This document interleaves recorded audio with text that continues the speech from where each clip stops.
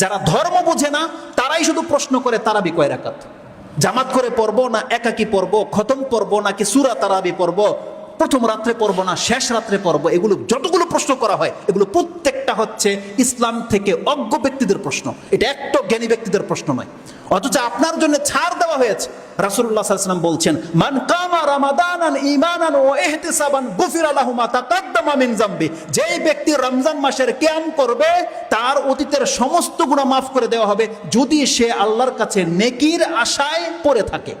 আপনি বলেন তো দেখি, হাদিস তো বুখারী মুসলিমের, এখানে কোথায় আছে কয় রাকাত পড়তে হবে, কয়টা বাজে পড়তে হবে, কত লম্বা পড়তে হবে, কিছু বলেছে? কিছু বলা হয়নি। এটা আপনার সামর্থ্যের উপরে বান্দা ছেড়ে দিয়েছেন, সামর্থ্যের উপরে।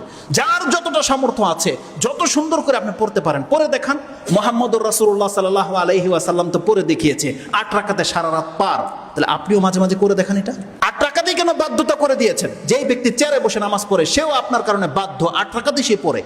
যেই ব্যক্তি বাচ্চা মহিলা সেও আপনার কারণে বাধ্য হয়ে গেছে, সেও 8 রাকাতেই পড়তেছে, 20 রাকাত পড়তেছে। কেন করেছেন এটা?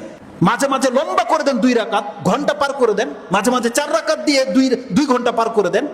মাঝে মাঝে 6 রাকাত পড়েন। আপনার ওই 8 রাকাতেই সুন্নত, এটাই বা সাব্যস্ত করতে কে বললো? অথচ হাদিসে তো স্পষ্ট আছে রাসূল সাল্লাল্লাহু আলাইহি ওয়াসাল্লাম কোন রাতে 2 রাকাতও পড়েছেন, 4 রাকাতও পড়েছেন, 6ও পড়েছেন, 8ও পড়েছেন, 10ও পড়েছেন, 13 পর্যন্ত প্রমাণ আছে।